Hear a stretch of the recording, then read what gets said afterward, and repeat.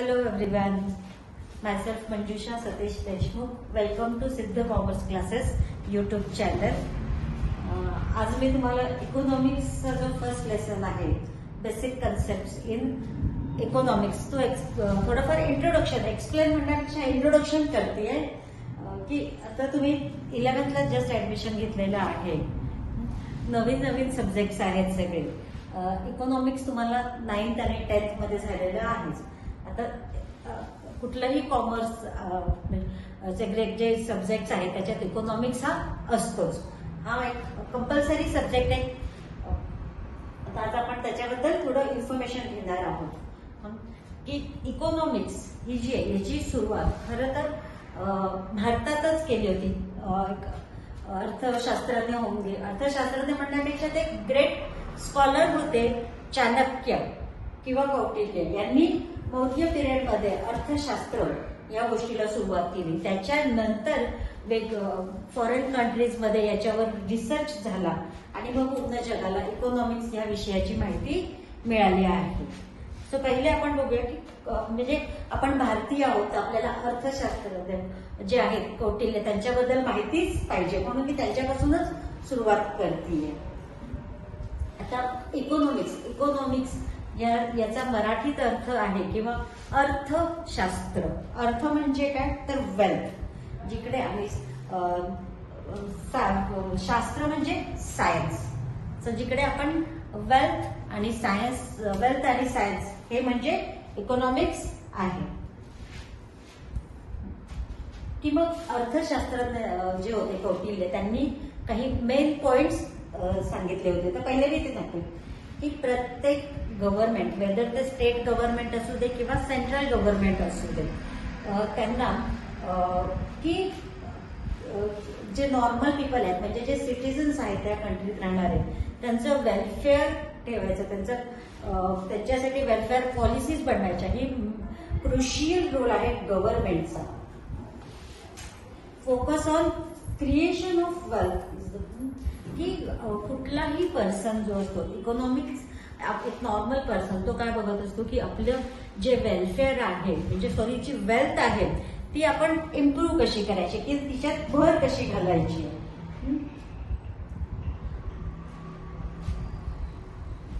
आणि मग अर्थशास्त्र ते जे कौटिल्य होते त्यांनीच सांगितलं की ज्या इकॉनॉमिक पॉलिसीज आहेत त्या गव्हर्नमेंट पॉलिसीज मध्ये कशा वापरल्या गेल्या पाहिजेत हे सजेस्ट करणारे पहिले होते कौटिल्य. आता इकॉनॉमिक्स हा एक आपण म्हणू शकतो सोशल सायन्स आहे. आता सायन्स हा जो शब्द आहे हा दोन आपण ग्रुपमध्ये डिवाइड करू शकतो. एक आहे नॅचरल सायन्स आणि दुसरा आहे सोशल सायन्स. आता नॅचरल सायन्स म्हणजे काय की जसं तुम्ही फिजिक्स, केमिस्ट्री, बायोलॉजी हे जे शिकलेले आहात की त्याचे जे लॉज आहेत ते युनिव्हर्सली एक्सेप्ट केले जातात. म्हणजे जगात कुठेही जा ते सगळीकडे सेमच रिझल्ट देत असतात. पण इकॉनॉमिक्स हा सोशल सायन्स आहे. हा सोशल सायन्स म्हणजे based on human behaviour, human statement. एक साधारण एक बेसिक बॉटम लाईन असते की अशा कंडिशन्स मध्ये तो ह्युमन असा बिहेव करू शकतो, पण नॉट नेसेसरी तो प्रत्येक सर्कमस्टन्सेस मध्ये तसंच रिॲक्ट करेल किंवा तसंच बिहेव करेल. सो इकॉनॉमिक्स हे काय आहे, इट्स अ सोशल सायन्स. आता जर बघितलं मी जे आपण बघितलं की अर्थशास्त्र हे तर संस्कृत वर्ड आहे, पण इकॉनॉमिक्स हा जो वर्ड आहे तो ओरिजिनेटेड फ्रॉम ग्रीक वर्ड आहे. ग्रीक भाषेतनं हा शब्द घेतला गेलेला आहे ज्याचं मिनिंग आहे ओइकोनोमिया. इकॉनॉमिया म्हणजे काय की कुठल्याही घराची इकॉनॉमी मॅनेज करणे म्हणजे इकॉनॉमी. आणि त्याच्यापासूनच हा इकॉनॉमिक्स शब्द तयार झालेला आहे. तर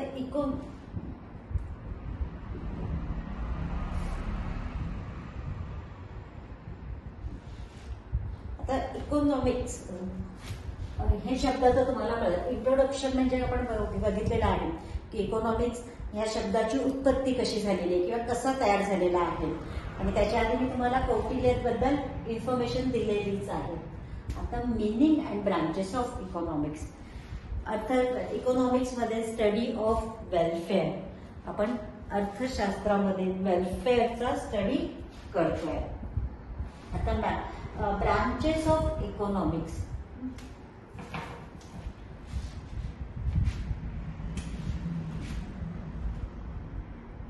मायक्रो इकॉनॉमिक्स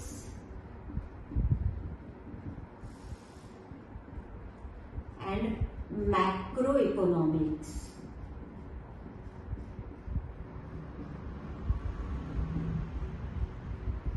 हे दोन मेन ब्रांचेस आहेत इकॉनॉमिक्सचे, micro and macro economics. In 1933 sir Ragnar Frisch यांनी या दोन टर्म्स पहिले यूज केल्या होत्या, मायक्रो इकॉनॉमिक्स आणि मॅक्रो इकॉनॉमिक्स. सो ह्या ज्या दोन टर्म्स आहेत त्या कधी यूज करायला 1933 मध्ये सुरू झाल्या होत्या. आता मायक्रो हा जो शब्द आहे हा याचं पण ओरिजिनेशन जे आहे ते मायक्रोज हा जो ग्रीक वर्ड आहे त्याच्यापासून झालेला आहे. त्याचप्रमाणे मॅक्रो हा जो शब्द आहे त्याचं पण ओरिजिनेशन मॅक्रोज याच्यापासून झालेला आहे. हा पण ग्रीक वर्ड आहे. आता मायक्रोज या शब्दाचा अर्थ काय की तुम्हाला माहिती आहे, आपण मायक्रो म्हणजे व्हेरी स्मॉल, एक कुठलीही छोटीशी गोष्ट. सो मायक्रो मध्ये आपण स्टडी करतोय एका इंडिव्हिज्युअल युनिटचा, एक पर्सन, एक पर्टिक्युलर.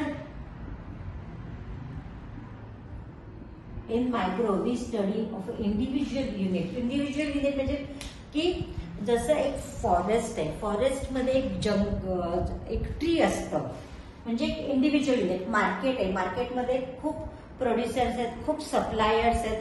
तर आपण काय करत असतो की एका सिंगल युनिटचं स्टडी कशात करतोय, मायक्रो इकॉनॉमिक्स मध्ये करतोय. आणि मॅक्रो म्हणजे की पूर्ण जंगलचा स्टडी. म्हणजे आपण म्हणू शकतो की study of a tree in a forest. Whereas आपण मॅक्रो मध्ये पूर्ण होल नेशनचा, पूर्ण कंट्रीच्या इकॉनॉमीचा स्टडी करतोय. सो म्हणून म्हणतो होल इकॉनॉमी. सर मायक्रोला जर झाड म्हटलंय तर मॅक्रोला फॉरेस्ट म्हणायचं आहे.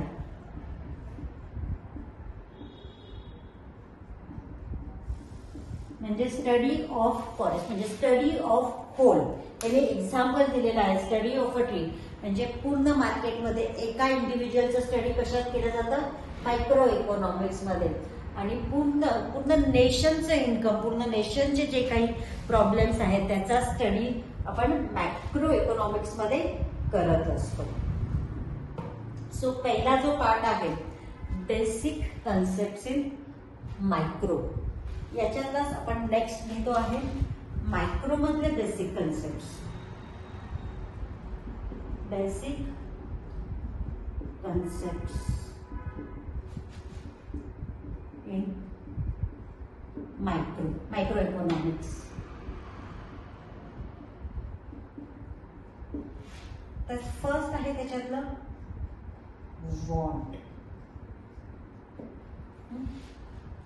आता वॉन्ट या शब्दाचा अर्थ काय की आपण सतत काय नाही हे पाहिजे ते पाहिजे असं म्हणत असतो, पण इकॉनॉमिक्स मध्ये वॉन्ट हा शब्द म्हणजे लॅक ऑफ सॅटिस्फॅक्शन, की माझ्याकडे ही गोष्ट नाहीये, मला ती गरज करण्याकरता त्या गोष्टीची रिक्वायरमेंट आहे, ते म्हणजे वॉन्ट.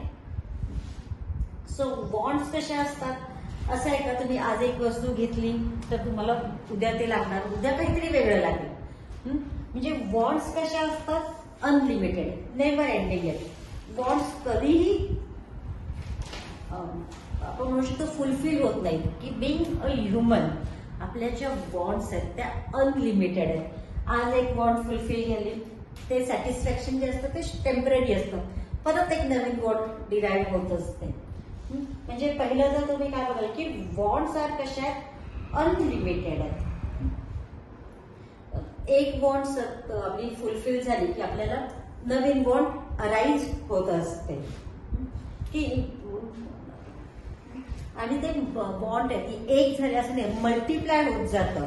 सपोज तुम्ही आज एखादी बाईक घेतली तर त्याच्यावर तुमचं आजचं सॅटिस्फॅक्शन झालं, उद्या तुम्हाला मोबाईल फोन घ्यायचा असेल किंवा अजून काही नवीन असेल की मार्केटमध्ये काही नवीन फॅशनचे कपडे आलेले आहेत ते घ्यायचे आहेत. म्हणजे एक ते तुम्ही ते नवीन फॅशनचे कपडे घेतले तर ठीक आहे, उद्या अजून नवीन काही ट्रेंड आलं तर तुम्हाला ते पण हवं असतं. तुम्हाला म्हणजे सगळ्या ह्युमन बिईंग्सला सगळे तेच असतं की जे काही नवीन आहे ते हवं असतं. म्हणजे वॉन्ट्स आर कशा आहेत, अनलिमिटेड आहेत.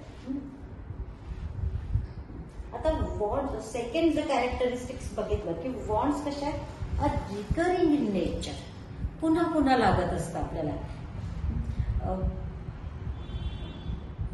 आणि काही बॉन्ड्स कशा असतात, माइट बी ओकेजनल, की सपोज तुम्ही जर फास्ट मुव्हिंग कन्झ्युमर गुड्स घेतले लाईक टूथपेस्ट, शॅम्पूज किंवा सोप, ते एकदा घेतलं, तुमची नीड सॅटिस्फाय झाली, पण ते वापरून संपून जातं, ते पुन्हा आपल्याला त्या गोष्टीची गरज लागत असते. मग बॉन्ड्स कशा असतात, रिकरिंग आहेत. आणि काही बॉन्ड्स ओकेजनल असतात, म्हणजे त्या पर्टिक्युलर ओकेजनसाठीच आपल्याला ते लागत असतं. म्हणजे जर घरात कोणी आजारी पडलं तर मेडिसिन्सची रिक्वायरमेंट असते. म्हणजे काही बॉन्ड्स ओकेजनल असतात.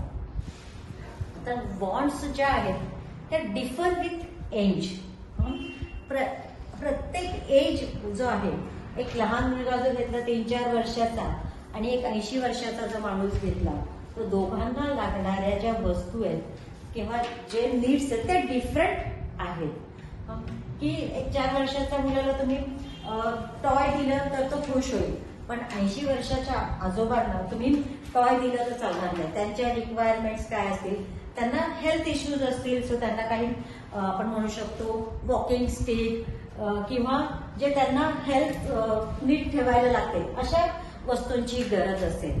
म्हणजे बॉन्ड्स कशा आहेत, जसं एज डिफर होत जातं तशा बॉन्ड्स बदलत जातात. त्याचप्रमाणे बॉन्ड्स डिफर विथ जेंडर, की प्रत्येक जर बघितलं मेल आणि फिमेल ह्या दोघांच्या ज्या बॉन्ड्स आहेत किंवा बॉय आणि गर्ल ह्या सेम नसतात, त्या डिफर असतात. जसं की म्हणू शकतो एक साडी जी आहे त्या साडीची जी युटिलिटी एका वुमनला जेवढी असेल तेवढ्या एका मेनला नसणार आहे. म्हणजे bonds differ with gender. Bonds differ due to preferences, की प्रेफरन्स प्रत्येकाचा चॉईस, प्रत्येकाची टेस्ट डिफरंट असते. एखाद्या पर्सनला जे नवीन ट्रेंडिंग आहे ते घालायला आवडत असेल किंवा एखाद्या पर्सनला तो ज्याच्यात कम्फर्टेबल आहे तसे आउटफिट्स घालायला आवडत असेल, मग प्रत्येकाची चॉईस डिफरंट असते. मग ज्या बॉन्ड्स आहेत त्या अकॉर्डिंग टू प्रेफरन्सेस डिफर होत असतात. And bond differ with seasons. According to season different असतात बॉन्ड्स. की रेनी सीझन मध्ये आपल्याला अम्ब्रेलाची गरज असते, विंटर सीझन मध्ये वुलन क्लोथ्सची रिक्वायरमेंट असते. जसा सीझन चेंज होत जात असतो तसे आपले अगदी आपले डाएट पण चेंज होतं अकॉर्डिंग टू सीझन. आणि bonds differ due to culture. आता डिफर ड्यू टू कल्चर म्हणजे काय, की आपण इंडियन आहोत, आपण दिवाळी हा जो सण आहे हा अगदी मोठ्या आनंदाने उत्साहाने सेलिब्रेट करतो. मग त्याच्यासाठी लागणारे जे काही लँटर्न्स आहेत, लॅम्प्स आहेत ते घेतो. मग त्याचप्रमाणे जर दुसऱ्या कल्चरमधली लोक असतील, जर ते दिवाळी सेलिब्रेट करत नसतील तर ते कदाचित दिवाळीमध्ये लॅम्प्स किंवा लँटर्न्स किंवा जे काही आहे स्वीट्स वगैरे ते परचेस करणार नाही. म्हणजे ते जशा कल्चर असतं तसं बॉन्ड्स डिफर होत असतात.